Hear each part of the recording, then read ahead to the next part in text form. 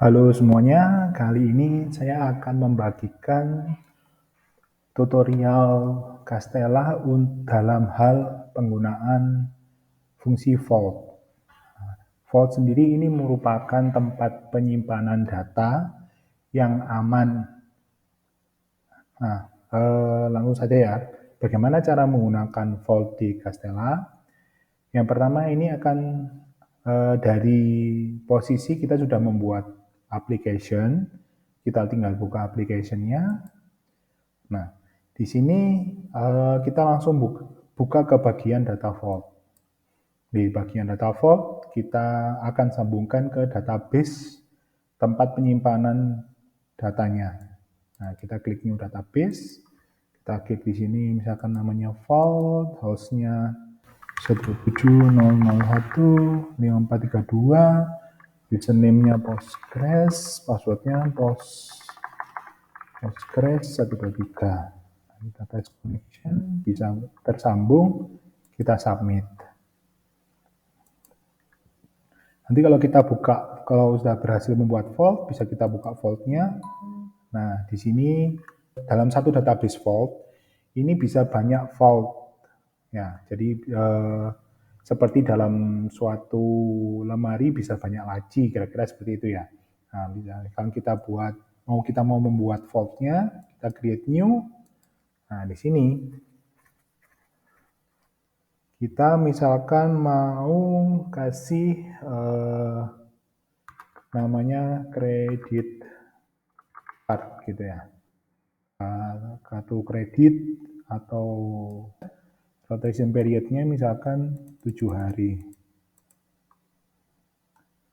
Gitu.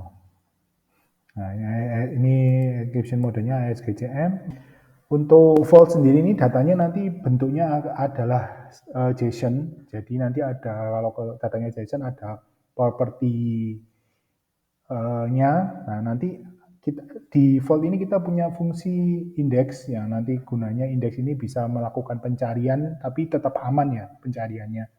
Nah, misalkan yang kita indeks misalkan nama field-nya data gitu. Nah, ini tinggal kita submit aja. Nah, ini udah ada vault-nya. Terus berikutnya kita buka ke menu entity ya. Jadi ini entity ini sudah kita buat sebelumnya. Di menu entity ini sebelumnya kita membuat aplikasi menggunakan SDK yang nanti akan tersambung ke vault, kita perlu memberikan akses dari entity itu ke vault. Nah, kita bisa buka bagian vault permission, kita create new, tinggal kita pilih vault yang mana, yang credit card tadi, read to write aksesnya. Nah, submit aja. Kira-kira seperti ini. Nah,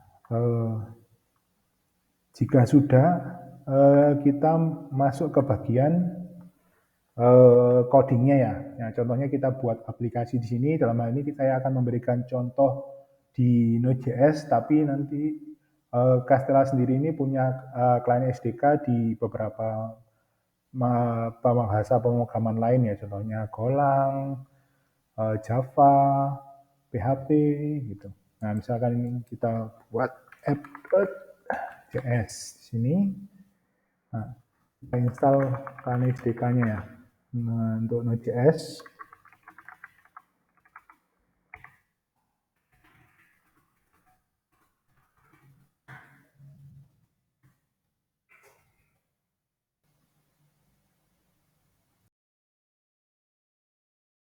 sudah berhasil menginstal klien SDK.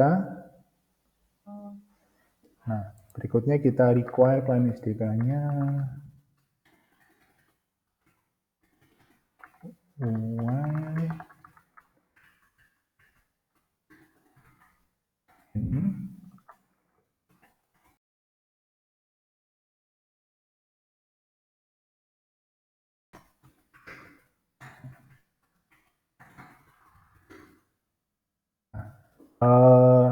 Sebelum kita menginisiasi klien SDK di dalam aplikasi kita perlu download kredensial dari entity-nya ya. Sama seperti kemarin di protection, kita bisa download kredensialnya di sini ya. Jadi di bagian entity-nya ini ada klik download gitu. Nah, ini sudah di-download. Jadi kita tinggal pindahkan ya kredensialnya ini. Nah, ke dalam sini kita ekstrak. Nah, sudah. Nah, sekarang tinggal kita inisiasi. Di sini udah ada ya ini ya kredensial, ini ada CRT, client key. Nah, client sama dengan client, setelah URL-nya https //127.1.3100. Terus ini path untuk CA sertifikatnya. Terus ini path dari sertifikat untuk entity-nya. Yang terakhir ini path dari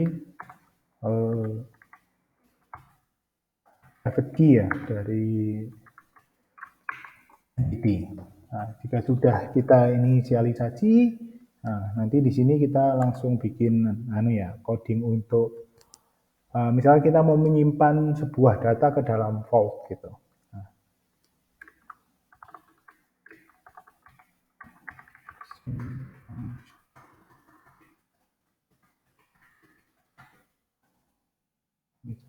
Ini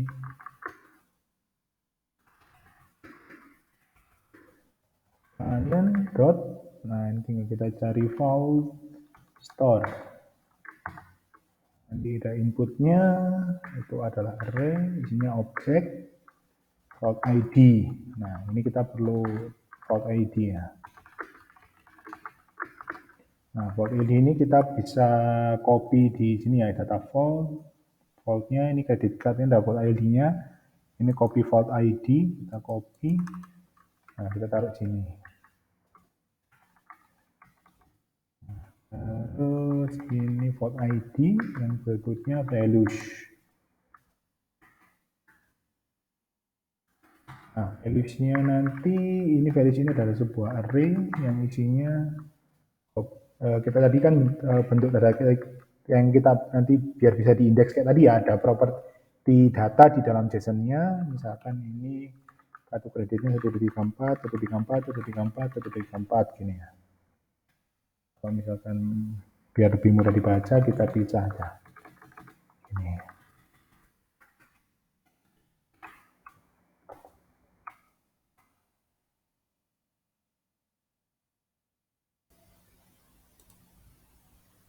Sebentar. Ini sepertinya ada typo.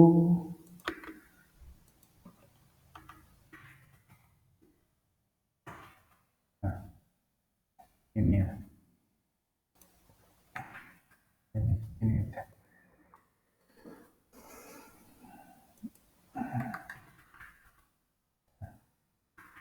Misalkan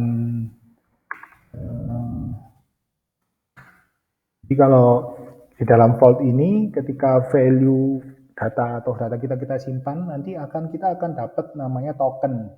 Token ini adalah seperti pengganti ya, atau data pengganti yang nanti kita simpan, yang kita nanti kalau kita misalnya mau ambil data aslinya lagi, kita bisa minta dengan token yang kita simpan tadi. Nah, misalkan ini token gitu. Nah, misalkan kita jalankan. Nah, ini ya. Jadi ketika kita jalankan kode seperti ini, kita menyimpan sebuah data ke dalam vault ini yang datanya adalah seperti ini ya, Jadi kita dapat token seperti ini, 01H gini ya. Nah, misalkan kita mau baca data ini ya, data ini kita baca gitu. Nah, misalkan kita buat contoh lagi.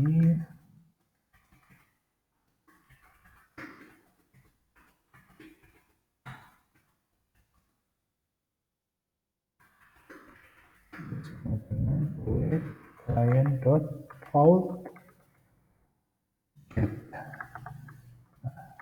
get ini metode untuk membaca data dalam vault-nya. ada vault ID, tokens. Tokennya token yang sama seperti ini ya, 0121 belakangnya 334T. Dan kita